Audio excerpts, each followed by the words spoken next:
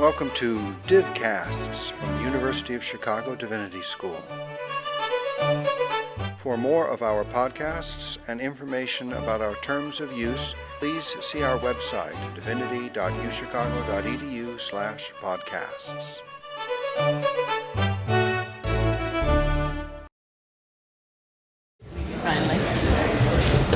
Welcome back from break. The next segment of our conference will feature four panelists. As you can see, the Reverend Dr. Philip Blackwell, the Reverend Otis Moss, the third, Dr. Rachel Mikva, and the Reverend Dr. Renita Weems.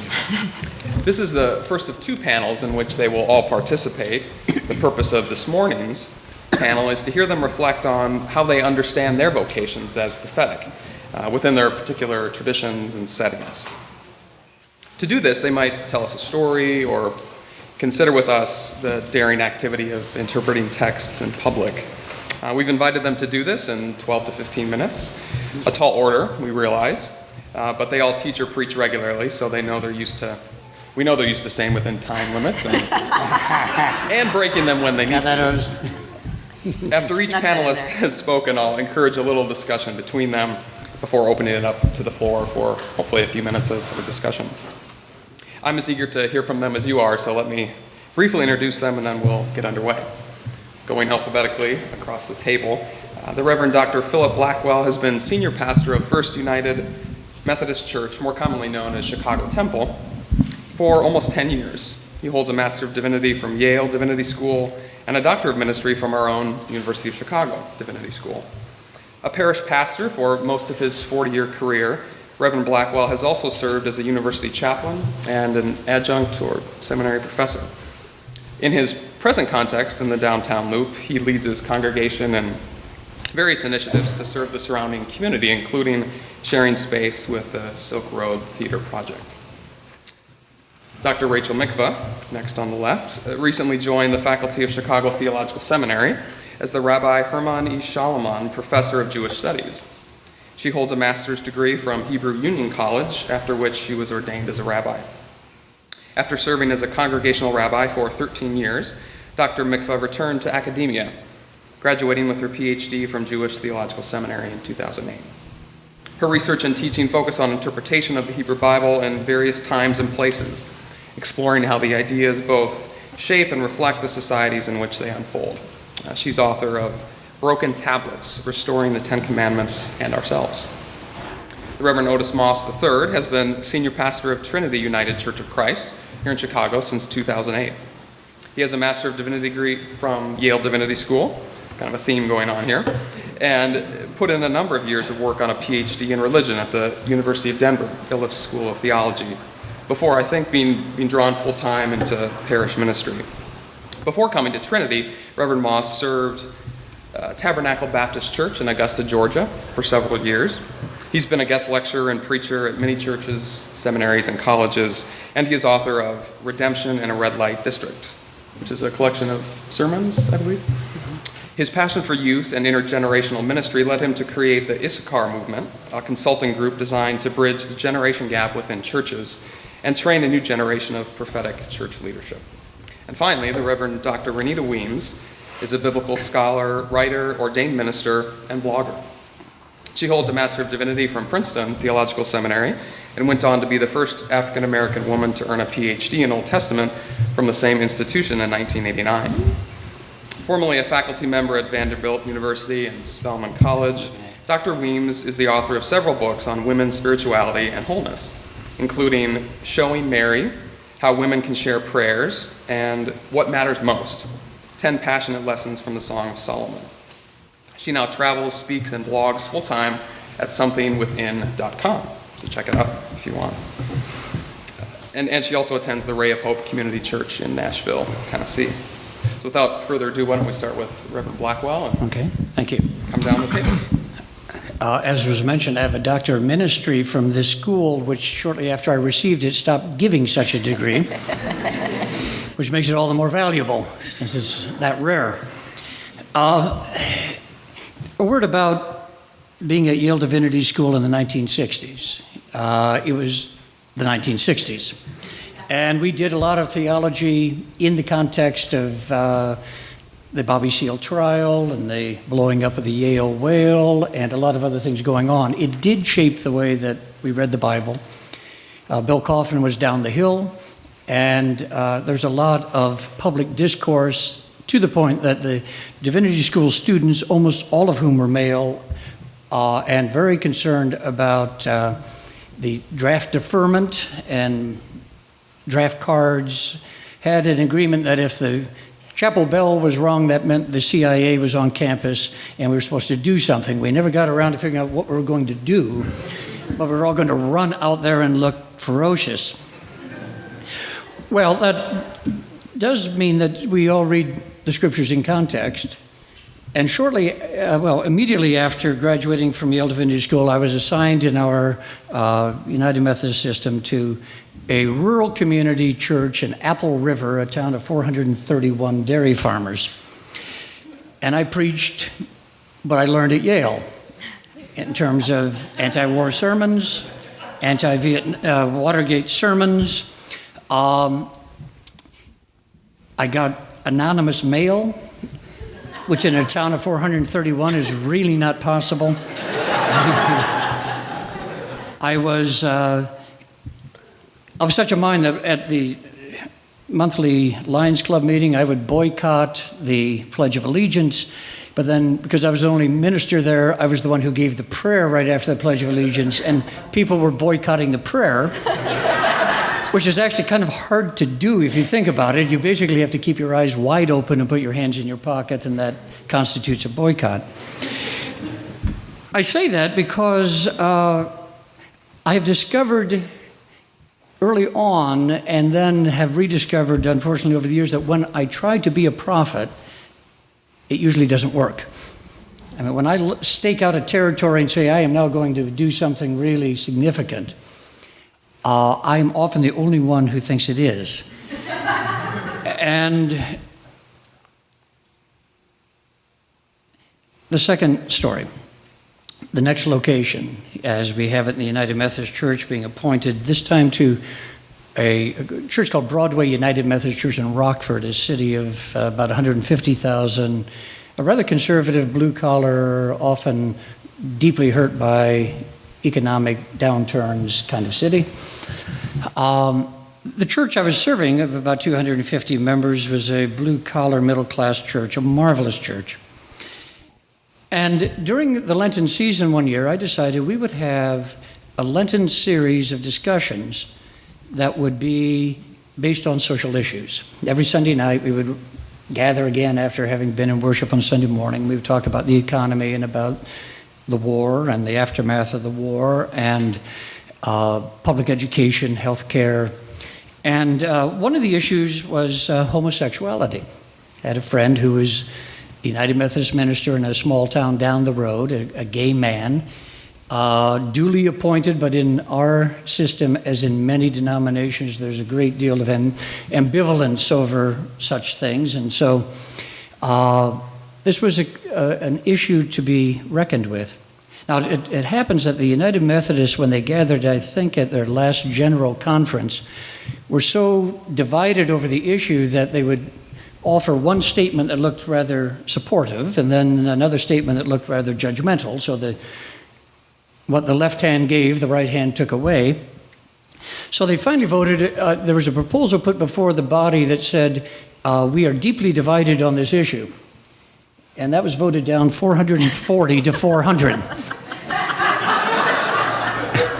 So we are not deeply divided on this issue. Which means we have not made much progress over 40 years. So Bill Crick came and we had this meeting, first meeting with the senior highs, and then with about 40 people from the congregation. It was a very, very good meeting.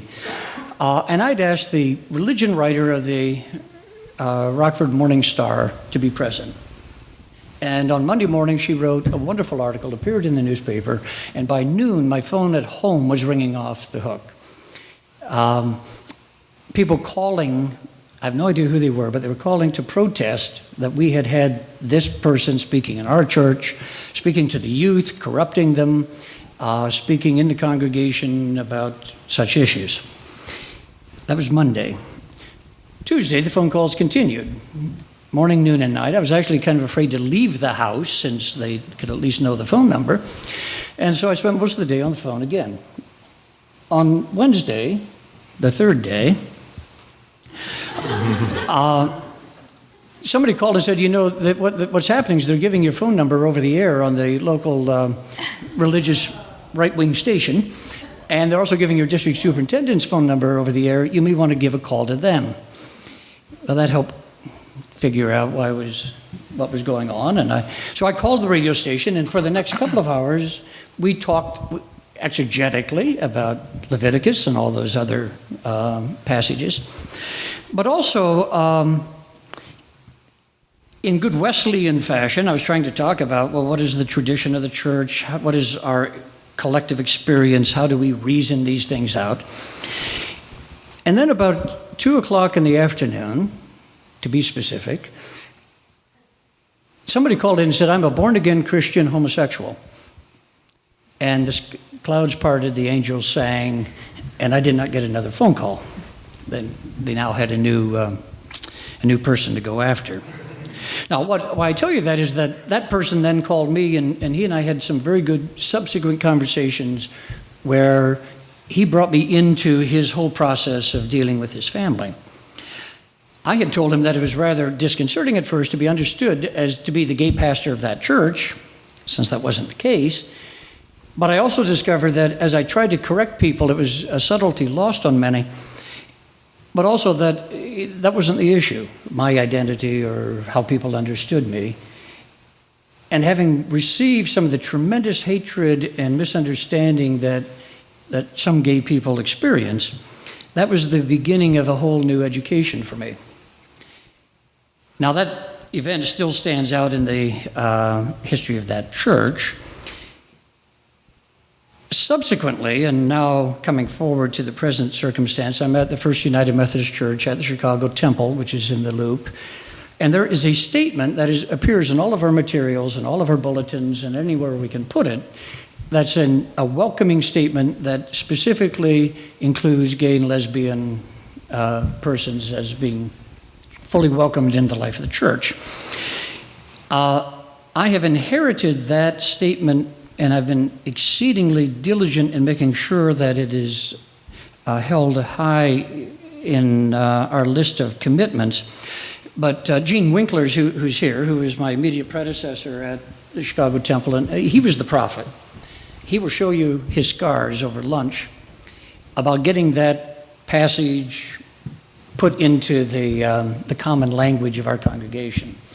It's been my responsibility to make sure we don't go backward, but that we continue to find what nuances there are going forward over what now must be about 15 years of that commitment. So sometimes we end up being prophetic by circumstance rather than intention. I was very delighted last year when one of our members was interviewed for British television by Cherie Blair, who's a lawyer and a great advocate for women's rights and children's rights around the world. She has the distinction, dubious or not, of being married to Tony Blair. But she interviewed a member of our church who works here at the university, who was able to say the reason she comes to the congregation where I serve and where Jean was is that it's a place where she feels she can be fully herself, both as a Christian and as a lesbian. And that other times she has had to be one or the other in congregations that she's been, but in this case, there was an integrity for her experience in that context. Well, to me, that's the prophetic proclamation. I'm not doing it. Jean's not there to do it anymore, but when the members of the church begin to lay out a sense of a stance in the public of that sort, which is out of keeping with what would be the majority proclamation within our denomination, I take great satisfaction that is happening, and I take no pride in it because I haven't really done anything other than to try and protect the space and to project the language in such a way that people understand that this is real.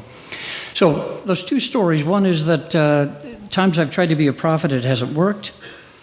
Other times when I haven't thought too much about it, but have tried to be loyal to the task of being a pastor in a church, it has been seen by some people as being courageous and prophetic. Now, everyone who's in a public ministry realizes that she or he's dealing with many publics at the same time. One public is the membership of the church. That's not a closed society. It's always open for anybody to walk in and for anything to happen. But also, and this is maybe exaggerated by our location in the loop, but there's the governmental public, the theatrical arts public, education public, the commerce of banks and retail, the lawyer public. We have a strange building where we rent out 15 floors mainly to lawyers who work across the street at the courthouse. It's just residential Pharisees that we have who present a very interesting clientele, both themselves and the people who come for their needs. But also we have a public who are desperately in need, the homeless and others who know we are a church and hold us to accountability for that. So at one point, and I just happened to bring along 40 copies of a sermon I wrote, called The Realistic Church. It's based on mainly a conversation I had with Robin Lovin, who has taught here and wrote a book on kind of his going forward from Niebuhr on Christian realism and the new realities. What does the church look like in the new realities, however we might describe them? And I'll be happy to put those out. But the main idea is that on the one hand, we have to be epistemologically modest. That is, we don't know everything. On the other hand, we have to be real clear about what we do know and what we believe, and be able to make those distinctions in such a way that people who are not part of our specific religious community understand it. So when we have a press conference in a few days with religious leaders saying that video gambling is not a real good idea for a way to raise money in Chicago, that will be cast in political, economic, social terms rather than in theological or ecclesiastical terms. So to end with a minute to spare, I think my call into ministry decades ago was to change the world. And I haven't given up on that. Though what I've discovered is you can't choose the time or the place or the issue. But you better have whatever integrity you might have in terms of your own calling and your own understanding of the text in order to be ready. The other thing I've realized is that while I may have been called to change the world seems to be unimpressed. And so really the results of being a prophet is not so much how it turns out as it is whether you're really true to your own calling. It's true for the biblical prophets too.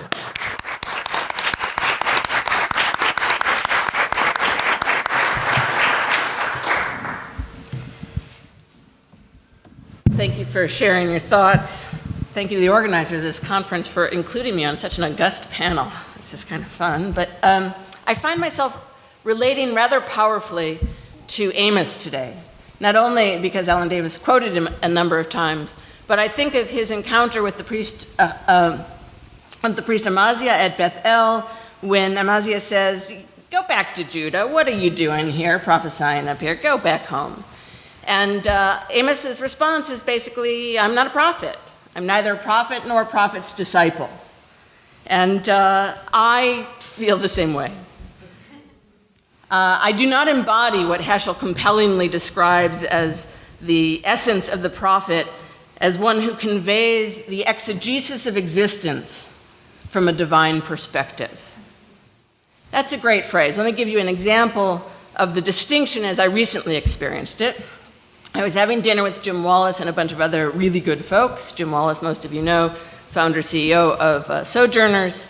He's, he's a muckety-muck now, and he gets to teach at Davos, and he's the vice chair of the World Economic Forum's Global Agenda Council on Faith.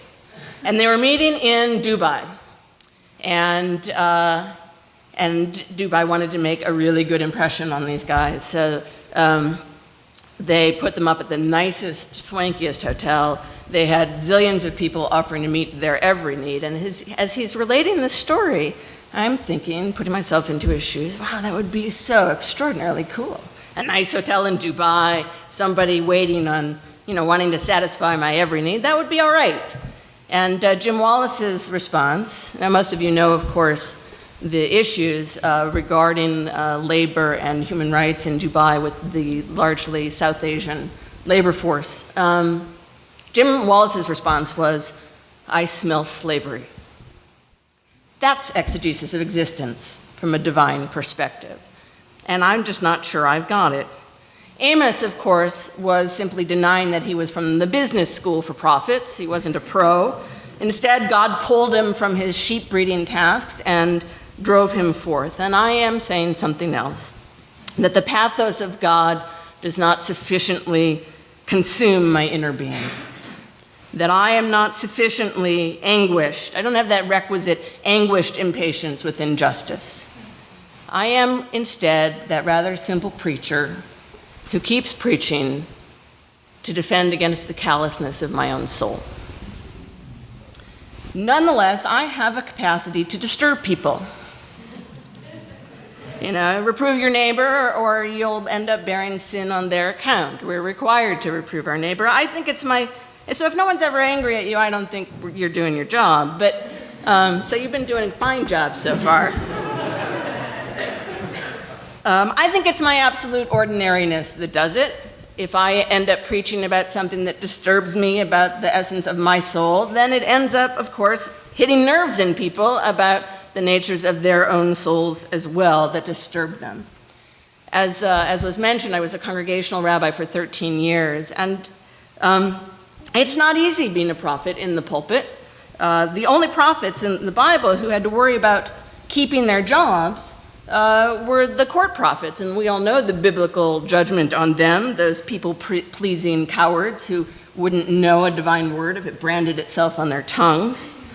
What I learned in the congregation, one of the things I learned was that a congregational rabbi, a congregational minister, needs to turn the congregation into the prophetic voice. And I gave a sermon on racism. My first year as senior rabbi in a pulpit in New York, I had just arrived, the fall festivals, the first time everybody's basically all there, ready to listen, check out the new rabbi. I gave a sermon on racism, and I got a card shortly afterwards, no nasty phone calls, just a card. The family had quit. They thought that I should have spoken about something that was of true importance to the Jewish community. They also didn't like the fact that I quoted Jesse Jackson. I don't know why. I also quoted, I think it was the same year, I quoted Strom Thurmond in a sermon on repentance, and I thought that was far more radical. But I saved that card. I was actually proud of that card. I was probably too proud of that card. But more importantly, I read that card without a name to the congregation, and I said to them, you know why we had to say this. Now, that was pretty presumptuous. I'd written that sermon and I hadn't passed it across anybody's desk for approval, and I was the one speaking it. But it was the beginning of a long and incomplete journey of trying to transform the congregation into a much more powerful prophetic voice than I could ever have on my own. I think that there are too many congregations that pat themselves on the back for their commitments to social justice, by which they mean their clergy. And more problematic, and I absolutely do not include anybody up here and probably anybody out there, more importantly and more disturbingly, I think there are probably too many clergy who are happy with that. So that was one thing I learned. But I'm also relating to Amos for a whole different set of reasons. Because now, of course, as he was a prophet from Tekoa, prophesying to the north, I am a rabbi and a Jew, teaching and embedded in a Protestant seminary. A community in some ways, not my own. Amos was certain that the word of God extended from Jerusalem to Carmel and beyond, And I am convinced that our commitment to religious living and learning in a pluralistic context do, in fact, connect us and make me belong in this community.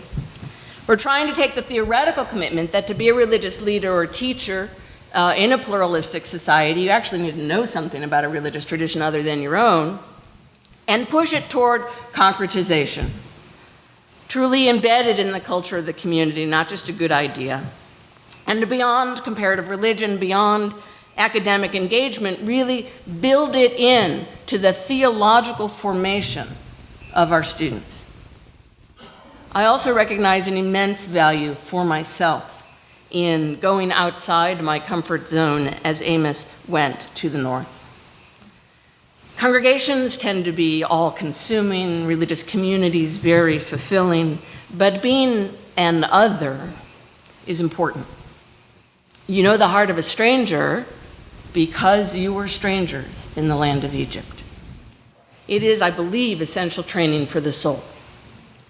It's probably easier as a Jewish woman in America to be the diversity than for a few of you, but we can all be plenty of places where we can be other. In addition to learning and growing and listening a lot in our own faith by that encounter, it is, of course, also about contributing a unique voice to that context. I'm not talking about evangelism, but simply going to be present. I frequently don't have to do anything to advance pluralism.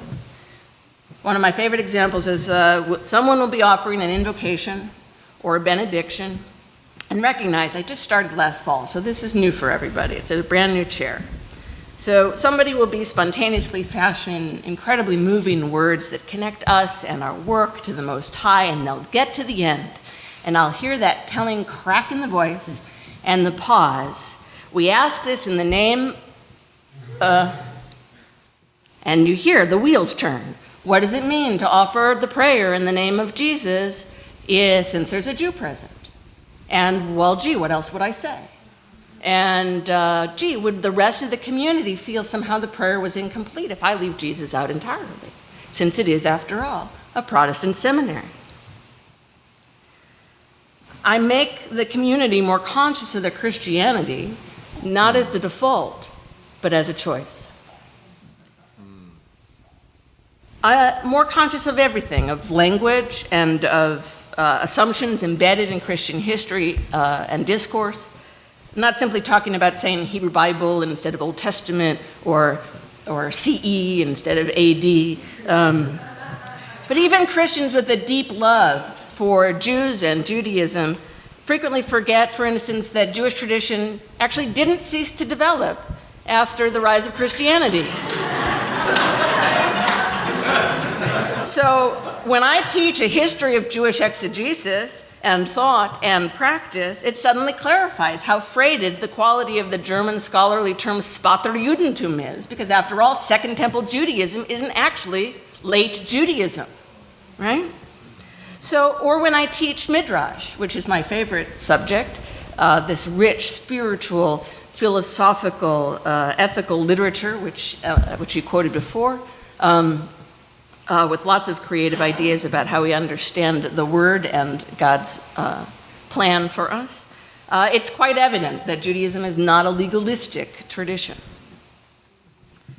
But there are also special contributions, I think, of a Jewish perspective that I try to highlight in my new context. One of them is the embrace within Jewish exegetical literature of multivocality, of dialogue. The rabbinic period, all of the literature is collective, anonymous, anthological, and multiple. There's almost no instance in which a single interpretation is offered for any word. One of the reasons that Midrash is so hip right now is because it anticipated by about 2,000 years this postmodern way of reading that is so contextually sensitive and recognizes the multiple in the word. And it helps to remind us that there may, in fact, we hope there is, a divine truth, but it is always mediated humanly and imperfectly and multiply. Another thing that I think is of value in my context now is this consistent dialectical textual tradition, so that problematizing the text isn't so much of a problem. And I discuss with my students what I've begun to sense as a disconnect between their embrace of historical critical learning in their graduate educations and what still gets frequently preached from a pulpit of a simple faith. And I challenge them to challenge their communities and to trust them that they want to grow and to help them grow and not to leave them with an 8th grade religious education. And to assume that if the congregants see what the texts really are and why they're still sacred to us, then a religion will become more valued. It's an assumption that religion will be most valued if, in fact, it can speak to all the complexities of existence, not gloss over them. So in both seminary and in synagogue, I frequently find myself compelled to lay before the community the disturbing aspects of our own tradition. Even in a context like CTS, where religious traditions are constantly critiqued, I taught what ended up being an eye-opening course, actually at least one of the students from the course is here today, called Dangerous Religious Ideas. It was comparative exegetical history of Judaism, Christianity, Islam. We took on issues like chosenness and election, martyrdom, salvation, little things. And we tried to reckon with the way in which religious ideas have been and can be wielded as weapons, sometimes even unconsciously so, and wrestle with what can be redeemed and what to do with the rest of it. And one of the interesting things that happened is in the first class, as we were brainstorming what I could have put on the syllabus, we decided that pretty much any idea we could think of in the religious basket could in fact have been put on the syllabus. The potential for blessing is enormous, but the potential for harm is always there.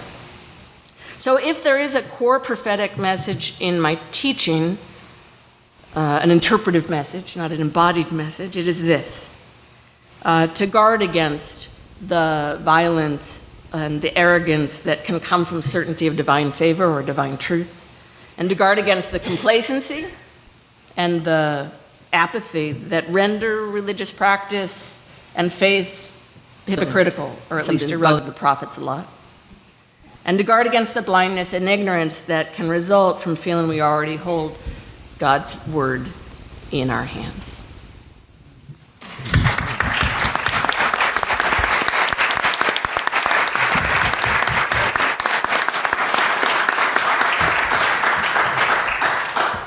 It is just a delight to be here. Also want to thank Dr. Davis. I took her class. She doesn't remember me. Took her class when I was at Yale. It was a delight to be in your class, and developed a really good relationship with Judy Finchus-Williams as a result of that. And I certainly appreciate your work and the organizers here. I kind of feel. When I was little, I used to play basketball. Still play basketball. Love basketball. And there was 2 courts when I was growing up. There was one court for the little guys, and there was another court for the big guys.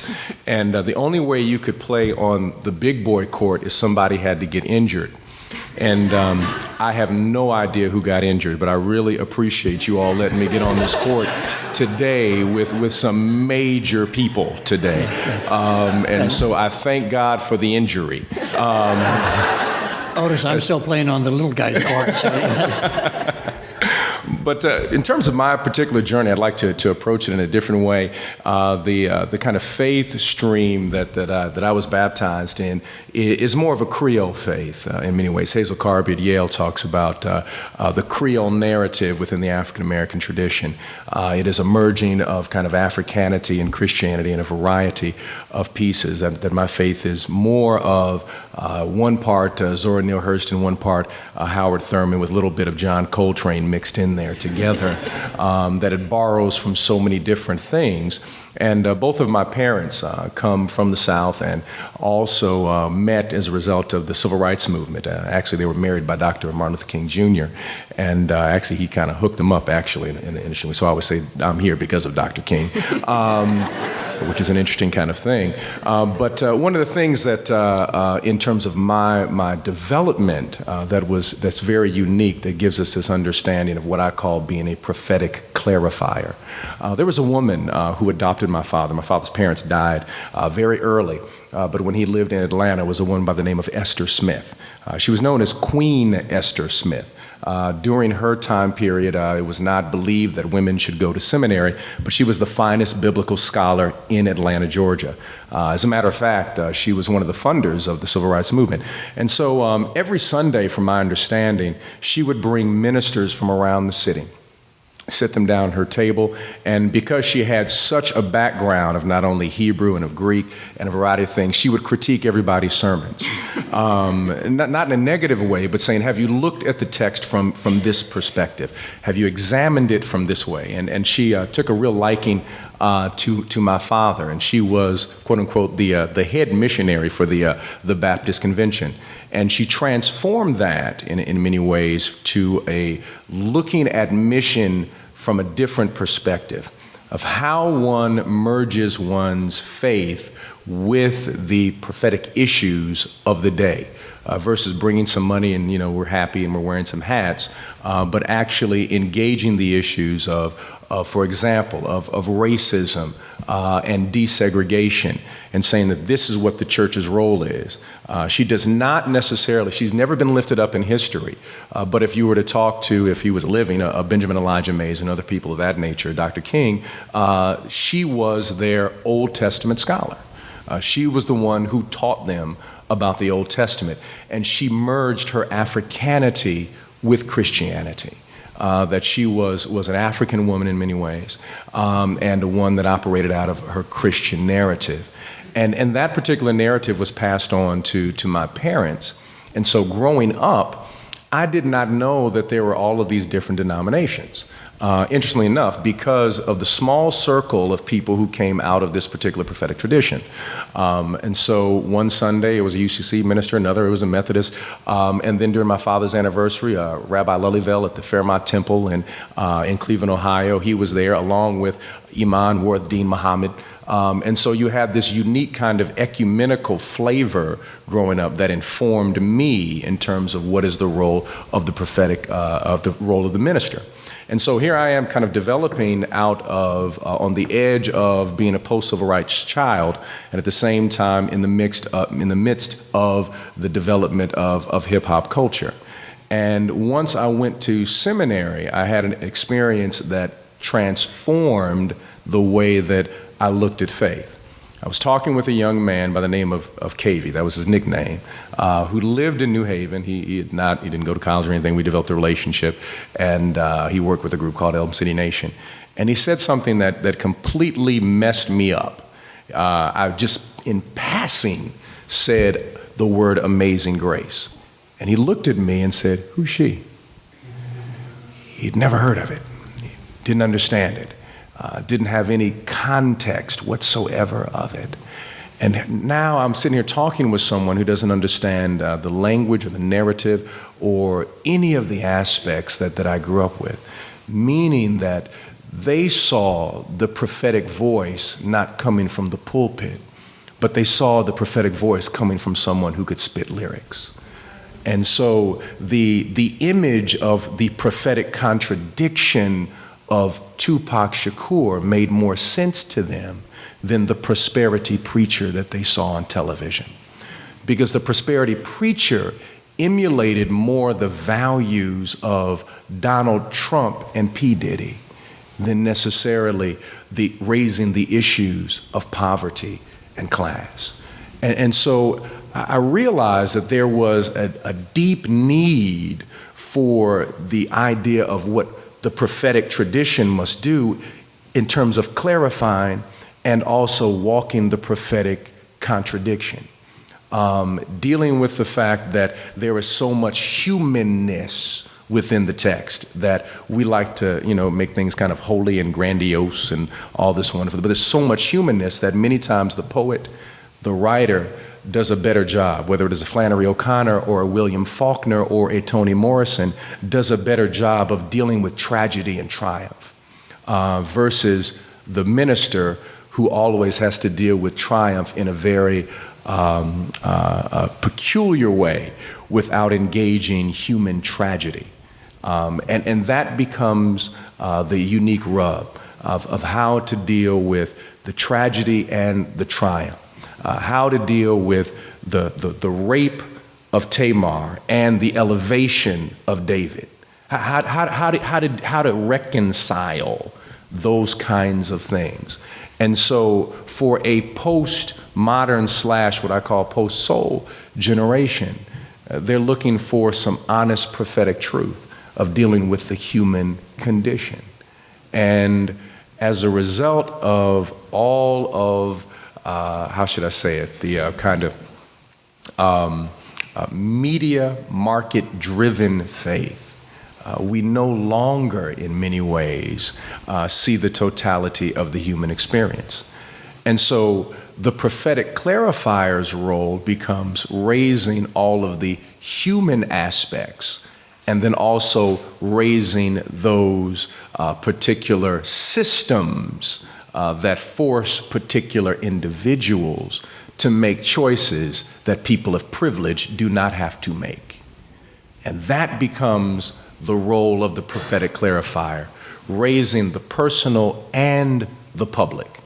And part of the challenge within the Christian context is that there is this vertical communication without any horizontal action. And so we end up in many ways with a stick versus a cross. And that becomes the major issue today. And so we have an entire generation of ministers who have been raised off of the prosperity perspective and no longer off of the prophetic perspective. And the role of the prophetic clarifier is to bring all of these different aspects together and begin to speak truth to power. And so this became lucidly clear for me in a unique way. I leave Augusta, Georgia, nice southern community, come up here to Chicago. And on my first day as pastor, all of a sudden the church is thrust into a national spotlight. First day.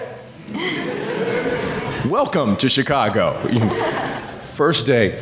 And trying to be a prophetic clarifier for a congregation under attack and an entire Creole black church tradition under attack simultaneously.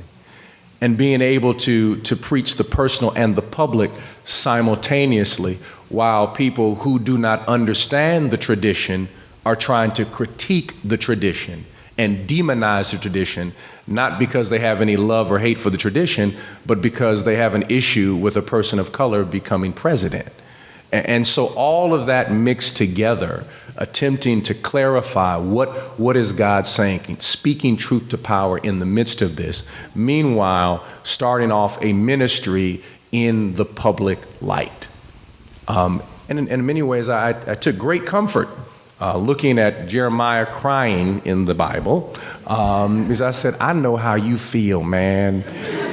I understand it now. And it became at that moment that the prophets really spoke with such clarity, where I could understand the suffering and the pain, as Dr. Davis talked about, is not anything that you want to go through, but you are forced into a moment where you have to speak in certain ways and find strength from God and within that you did not even know that you had.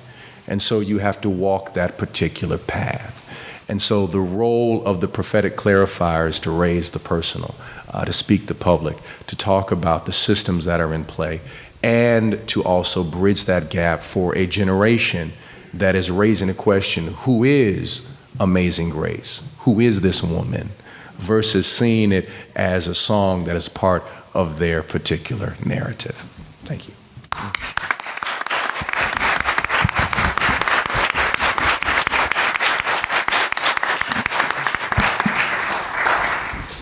I believe Ellen started by admitting that her position within the Anglican Communion made talking about prophets, or certainly the notion of contemporary prophecy, unusual or not necessarily something that's done within the Anglican communion, or at least that's what I think she was saying. And I guess let me start with my own tradition, because mine is radically different from that.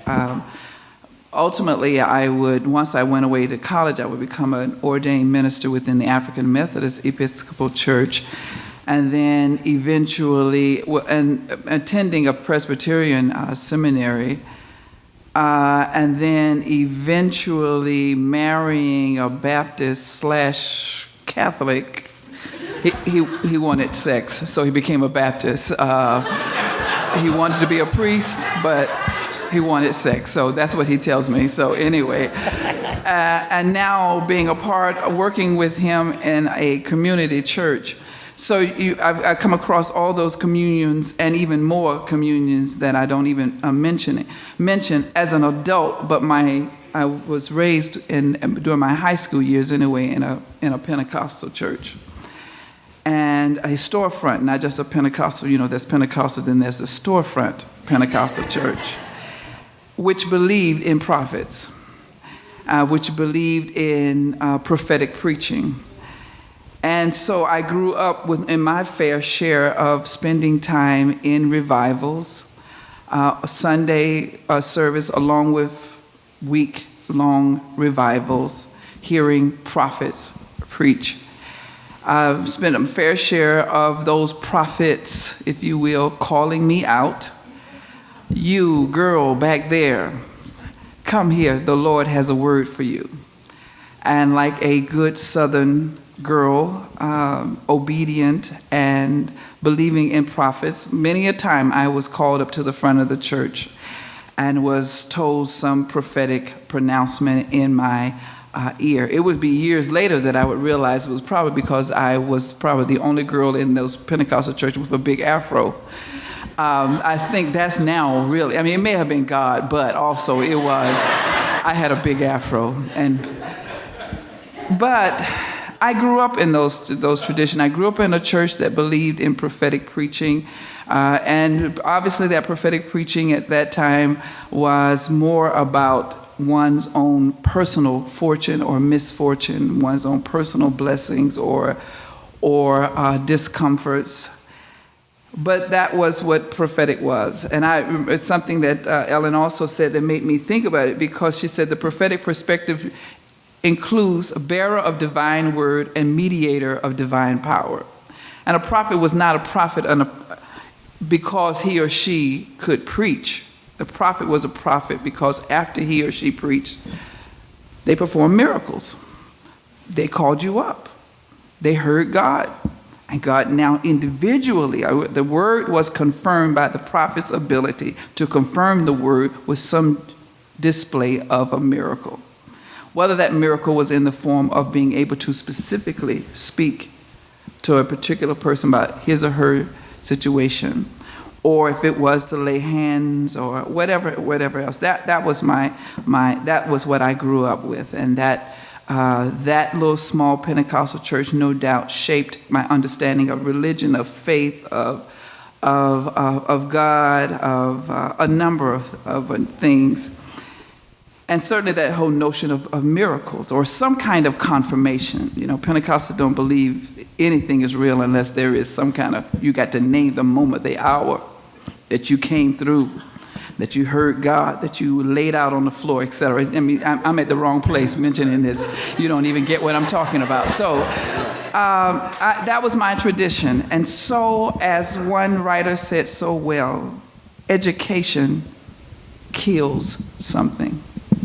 Education kills something. It does. It takes, so as much as it gives, it steals from you. It steals from you your youth, especially if your youth was a working class. Education kills working class children and our memories and our ability to love our parents, because we must now critique them and see our beginnings in a different kind of way. And so I went away to seminary, and there at seminary I was told that was not prophecy, that was ignorance, and that was a whole lot of other things. And in some ways, I'm sure I agreed with that. I did read broader than then. I did begin to read more, and I did begin to see prophecy and prophets in a different light and see it in a much broader perspective. I think now I've come full circle to now be able to think back to that period when I was 16 and 17, standing at the front of the altar with my hands up and some prophet speaking some pronouncement. That was not prophecy. I mean, that was not prophecy, rather, but it was a different kind of prophecy. That working class people, poor people, storefront people need and understood. So by the time I went to seminary, I began to think about prophets and their ability to speak truth to power. The whole notion of justice, social activism, dismantling power, disclosing the truth, challenging the powers that be, the status quo. So my understanding of prophets and prophecy certainly expanded by the time I went away to a seminary. And certainly I was a babe during the civil rights movement, but certainly I cut my teeth still on that literature and just at the end of that, I was at the margins of that. And so there was a part of me that resonated with that as well. That notion of prophets and prophecy involves, it's a public arena. It's not just a private blessings. It's about a public denunciation of power. And so there was these two prophets in me that were warring. The one that believed that it's not really prophecy unless it touches the life of individuals. And if the poor do not leave relieved, and then the other side of me that said, but it's not prophecy. You're not being a prophet unless you speak truth to powers and the grandiosity of all of that. And so those traditions have always been within me, and they've always been at war in many ways within me. I think that if I have some sense, I think perhaps when I was younger, when you were younger, they say, and you're a preacher, and I know being a preacher and being a prophet is not the same, but when you're a preacher and you're younger, you want to save or curse the whole world. When you get 50, you'll just be happy if you can save 2 people.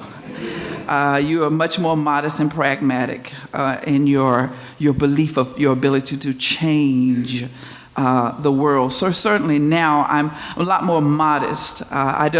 Someone just sent me an email the other day, and I included him on some conversation I've been with somebody who absolutely opposes me. I mean, in a political arena that we are involved in, and this person who has been looped into the conversation emailed me and said, "Gosh, I really thought that you were going to slash her. I thought you were really going to take her on and just wipe the street with her and all of that, And 20 years ago, I would have. I really would have. Even when somebody says to you, "Boy, you didn't knock her out," and then there's a moment you say, "Well, boy, I really didn't. Well, I should have knocked her out." But then you say to yourself, as you get older, it's prophecy, being a prophet or being a person with power, is knowing when to use it and knowing how to use it. And that whatever prophecy meant to me in my 30s is not the same as what it means to me in my 50s. I think back then I would have thought that every moment called for a prophetic response and called for you to do something. Now I'm not always so sure. I think it is that we are called not so much to be prophets, but we are certainly called to engage. We are certainly called to prophetic moments. I don't know if I'm a prophet, but I know that there have been moments that I have tried to be prophetic. I don't think that I have been a prophet, but I think that there have been moments when I have tried to be prophetic, when I had to speak up. And I think one of the things that all 4 of us have said consistently is that it is not always of your choosing.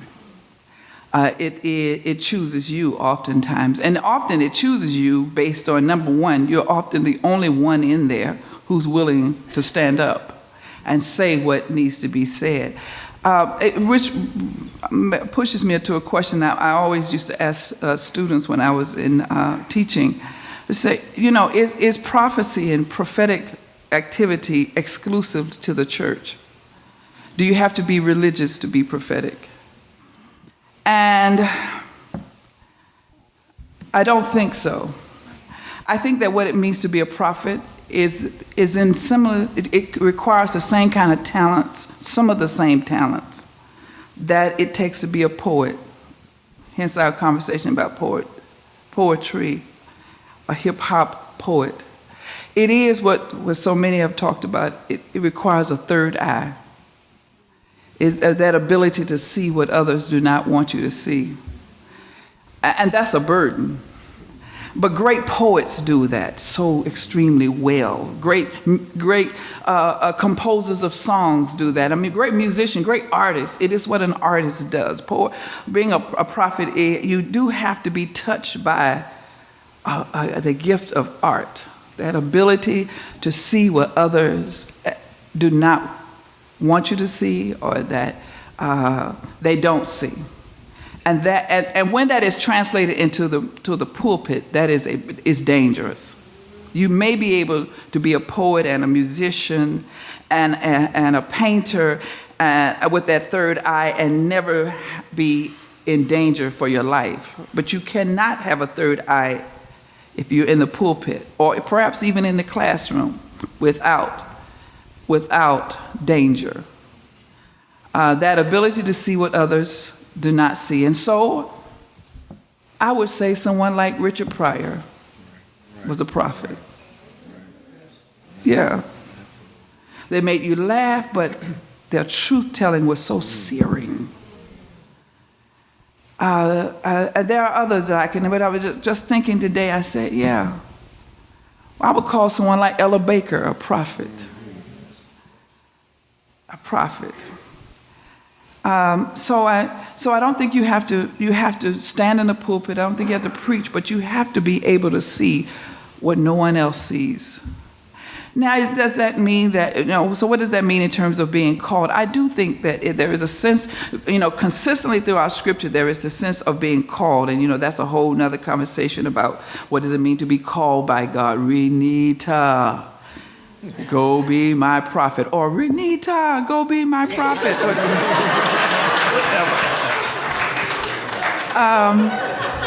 I'm not so sure if it's that, but there is that sense of, but the Pentecostal in me believes in it because consistently throughout Scripture, whether it's Hebrew Bible or the New Testament, there is a sense of having been arrested by something.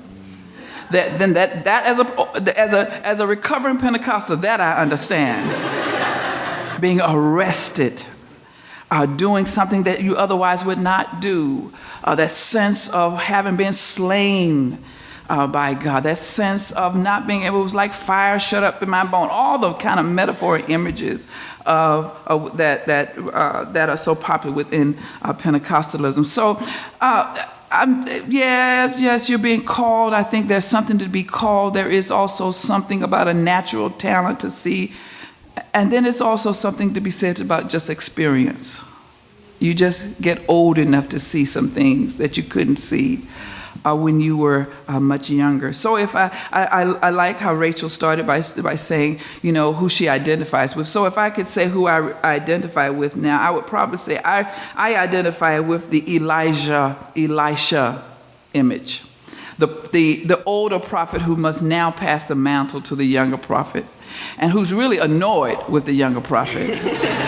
And says, okay, now what do you want? I mean, what do you want from me? I mean, and we usually think that he's saying that very gently. I think he's kind of annoyed, this little pissy kid following me around and getting on my nerves. And you just kind of say, okay, what do you want? Or just tell me, well, I want a double. I want to do what you do. Oh, if I could just do what you do. I want to do that. I want to be a preacher. I want to be a professor. I want to be a blogger. I want to write. I want to do, oh God, I want to do all that. It's like, you are a fool and you don't even know it.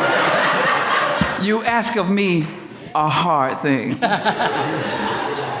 One is not mine to grant it to you, but you don't know the cost of what you're asking. It is to be living, as Adrian Rich said, it is to live a life that is split at the root. To always be torn and have your feet in different communities, and neither one really likes you. You're despised by each one of the communities that you have your foot in. And so trying to pass on that kind of a sense of helping to shape another generation, to trust that third eye, to risk that third eye, to know that you're able to see over time, that what you can see in your 20s, you will see differently in your 50s. And so seeing Elisha and Elijah becomes for me a very comforting prophetic story. And let me close by saying this. I do think that when I have been the prophetic, whatever that means, I kept writing down all these words, and it kept. Sometimes all prophetic means in our society, sometimes it's just being courageous. We usually certainly associate prophets with courage. I think it ought to be more than courage. We've known fools to be courageous. We've known people who are on what we would consider the wrong side to be courageous, but we certainly usually associate with being courageous. But I think that the moments when I have been the most prophetic, whether it was at Vanderbilt or whether it has been when I've at national platforms that I've spoken at, it's usually when I'm the angriest. I don't know how to be a prophet and be happy. My third eye works the best when I'm angry, when I really see it. And as Rachel mentioned, in my case, and when I am pissed about it. I mean, I'm angry enough that I cannot hold my peace, that I'm angry that nobody else will get up and say what we all know we see, and then it's left to me to say it, and then I'm angrier that I have to say it. I don't think I've always been eloquent and articulate. Sometimes I think that anger compromised my message, what needed to be said. But I think that's probably true also of the prophets of the text. They come across in the text so eloquent, but I doubt that they were always eloquent. I used to tell my editors that that's why I have an editor. You are to smooth out what I did not say very well. You don't just publish what I said, fix it. Every prophet needs a great editor, a great scribe. Jeremiah needed a great scribe. So every prophet needs a great editor who makes you sound much better than you perhaps were at that moment. But people did respond to your pathos. They did respond to your courage. They did respond to a glimmer of what you were trying to put your finger on. I close with this particular point. It was now that I have left the academy, and I'm here right today at the University of Chicago, but I really have left the academy. I've come back in it in a little way that I recently accepted. My next door neighbor, who is my daughter's godfather, invited me to come on to be an academic vice president in a little small Bible college there in Nashville. It is the comedy of God that I am there in that situation, because in some ways I am back at that Pentecostal church. I'm back with that Pentecostal congregation. Which, of course, anything I do there seems radical, in that context. I'm not called a prophet; I'm called radical. So I am now at a small fundamentalist Bible college as the academic vice president, and I've never been happier in my life. I've left this kind of setting to be at a little small, tiny, poor Bible college, and it is like everything I have ever done in these contexts. Now, can you do it with this audience? It's easy when you've got internet. It's easy when you've got wonderful speakers. Microphones. Now, can you do it with an audience that has nothing but the Bible? who are convinced that they are God's man for the hour. And there you've got to bring all of this that you have been learning in this context to bear. I am back at that little Pentecostal church, and I have found that it is easier to be prophetic at University of Chicago, at Wellesley, at Princeton, at Vanderbilt, than it is to be prophetic in that space there, and in the second space, the church. It's easier to be prophetic here than it is to be with the people who believe this text in a different kind of way, and who need, they don't just believe it that way, they need to believe it that way. And here comes the prophet. Thank you.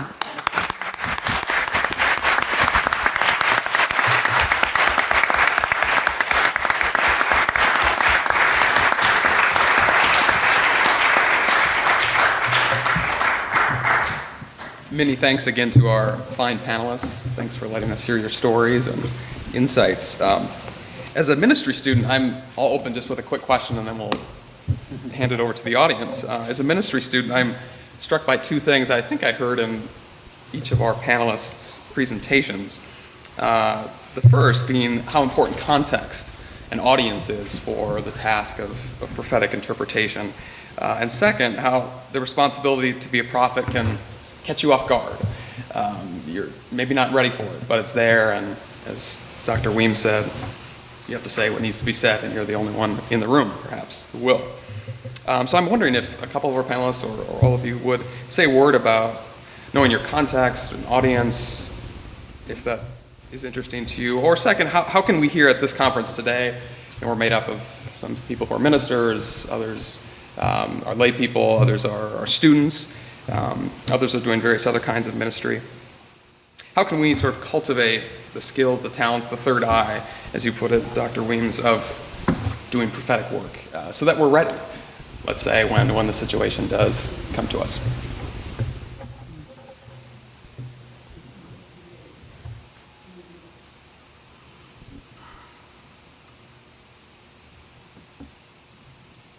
Don't all jump. We're stumped. We're stumped. Can't be done.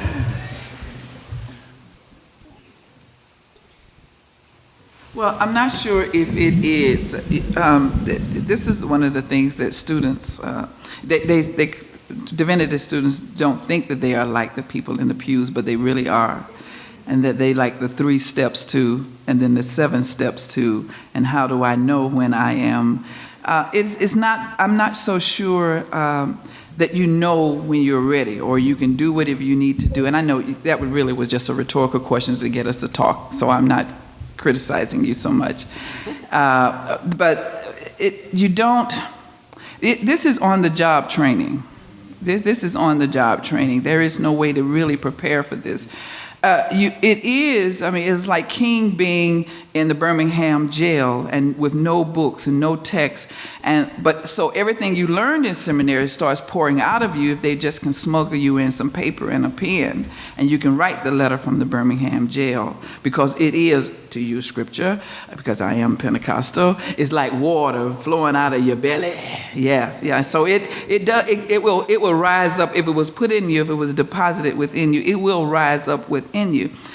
So it's not like you can prepare so much for it. You can just use the time that you have here to the best of your ability, because a time will come when you will need that and more to do what you need to do. And so I don't know if we can sit down and calculate and study the context and just figure out just what we're supposed to say. I think we do it by the what is the expression, the seat of our pants.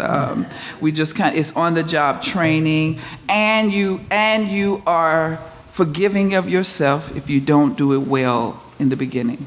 Yeah. Because usually we want to ask the questions of how do you know, and what are the 3 steps to, and how do you get to, because we want it to be right the first time. I don't want to make a mistake. God, give me your word so that I can just say it just the way you want to say it. And then I get the word and I stumble over a word, or I sit down and say, oh God, I forgot to tell them this. And that doesn't mean that you weren't called to that moment. It doesn't mean that you weren't the person for that moment. It just reminds you that we have this treasure in earthen vessels, so that the excellency of the power may belong to God and not to us. I want to make a confession. When I didn't do it, I was a seminarian working in a church, field placement. Martin Luther King was assassinated on a Thursday, I believe. Sunday, I was in the church out in Seymour, Connecticut, and in Naugatuck River Valley, with a very good minister who was a prophetic character, if not a prophetic preacher. But after church, I went to dinner with a family. That's what you do when you're a student. You go and you eat. This family had about 15 or 16 people gathered at the dinner table. And as I sat down at the dinner table, they began to celebrate the assassination. I was literally dumbstruck. I did not know what to say, what to do, talking about being in a context you had imagined and being overmatched and surprised. Yes. And I sat there defeated by the situation. My image in it is that, in fact, unknowingly, while I was eating the mashed potatoes, I ate the bay leaf that was in it. I was so unaware of what was going on. I went home, back to the seminary that night. We don't digest bay leaves, as it turns out. And so that became a moment of penitence, driven to my knees. But that moment has chastened me constantly. And I'm not sure about anything. I just know that in those moments when you are the only one in the room and you don't say anything, that is just an overwhelming defeat or request for forgiveness at a point like that. I want to respond a little differently, I think, because a lot of what's been presented about prophecy has been the isolated, single visionary poet, the sufferer. And I want to mention and lift up the fact that divine pathos is not all suffering. It also includes abounding love for the people and love for God. And those attachments can sometimes lead toward the suffering, but they are not in themselves suffering. They are full of joy and goodness and faith in the people. And so one thing I reflect on is that learning over against the prophets, as was pointed out frequently, and certainly this morning as well, they're not particularly successful in their task. And Jonah, the only successful one, never really existed anyway. So... But the whale did. The big fish. So Elijah, when he goes and he says, I'm the only one, they've all abandoned the covenant, God says, you're done. Go anoint Elisha. Let that little pisher take your place. Because you can't do it alone. And so as we train our prophetic vision to recognize that there are partners in this work, and they might not be there in the room when you most need them, but they are there, and to seek them out, because otherwise our work is futile. I guess that's it. I guess I would add to that we have a peculiar model that we use in ministry. We have a strange success model, that the idea of prophetic success is a contradiction. How can you be prophetically successful? And I think that, I guess I like to use music analogies a lot. And we have more B-side cuts that are left on the floor. Aretha Franklin recently, they put out all of these B-sides of Aretha Franklin, and what you had the opportunity to listen to, which was very powerful to me, is Aretha Franklin is an incredible pianist. I mean, if anybody has an opportunity, she's incredible. And on these B-side cuts, she is going through songs that we consider to be, sacred and, all this kind of whatnot and, successful. And you listen to her play all of the mistakes, all of the things that are on the cutting room floor. And I think that the prophetic life is the B-side. It's the mistakes. It's the chords that we miss. And we never appreciate those songs until way after we've, pitched our tent, as Gardner Taylor would say, close to the River Jordan and feel the mist of the Jordan upon our face. We don't appreciate it. But in America, we want successful ministry. And God is demanding faithful ministry. And Cornel West, I heard once say that the problem with today's generation is they want to be successful and not great. And greatness lasts beyond you. Success is what you can attribute by looking on a piece of paper. And prophets are never successful. They're beautiful failures. And part of our faith is that we consider ourselves to be beautiful failures. And the peculiar thing about the Christian tradition is we lift up a major failure. Well, what'd they do to your Savior? and that's the way that we have to learn how to embrace the B-side instead of always wanting to be the top 40 hit.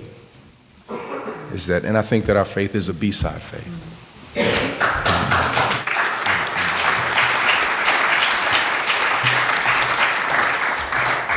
I think we can make time for one question from the audience, and then we'll break for lunch. Yes? Ms. Weems, could you share with us for just a moment how you would approach the issue of homosexuality at this Bible college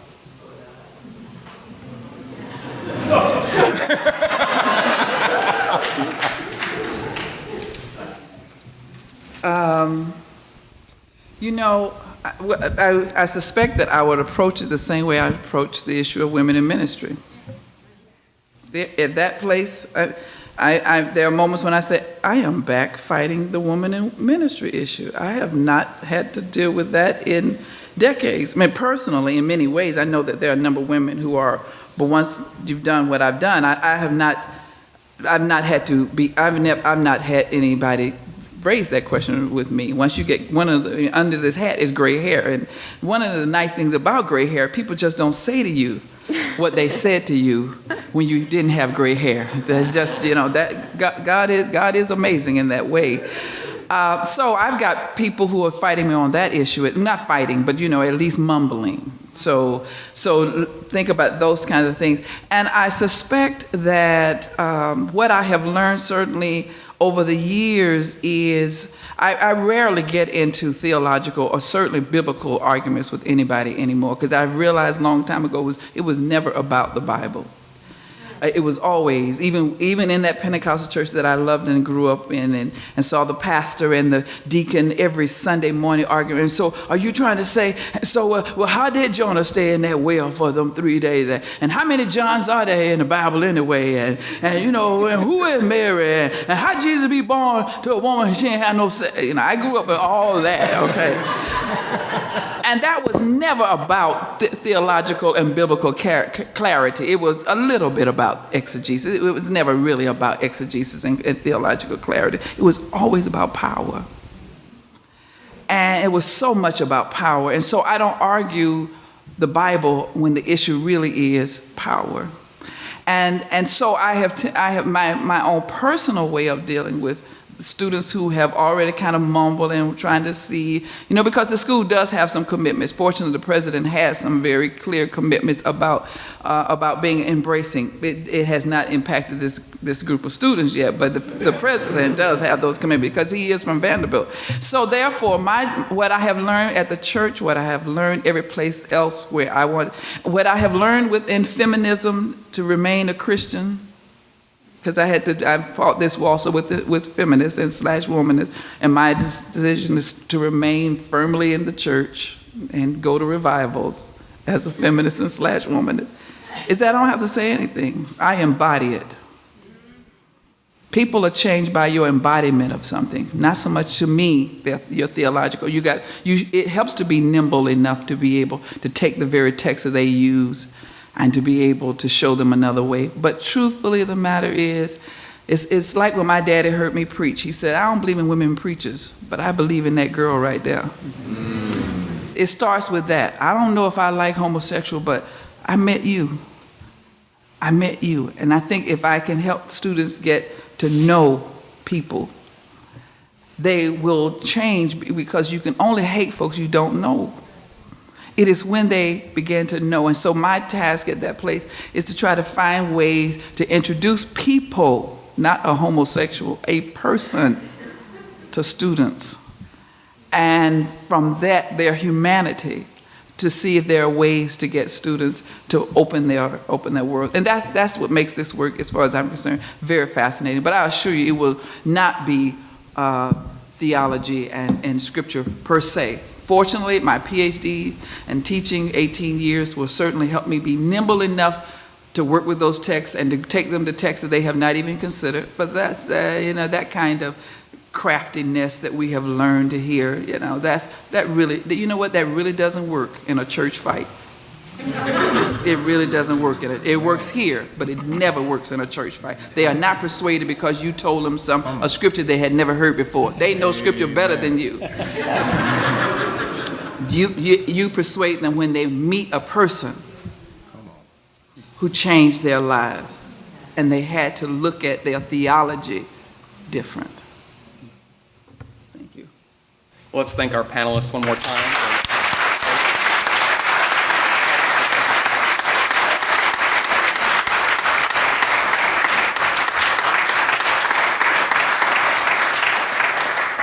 Our afternoon panel will feature the same 4 panelists tackling a common text, Leviticus 19. Don't miss that. There'll be a chance to continue this discussion over lunch. Whether you register or not, there is plenty of food, so please do join us. Spread out in the common room. There's overflow space in classroom number 106. The line will go a bit slowly, so sort of trickle downstairs. But please do join us for lunch. We'll be back here at 1:30. Trickle downstairs. Thank you very much. Thank you. We thank you for listening to or viewing our podcast. For more information and for other podcasts, please see our website, divinity.uchicago.edu/podcasts. Copyright, the University of Chicago Divinity School.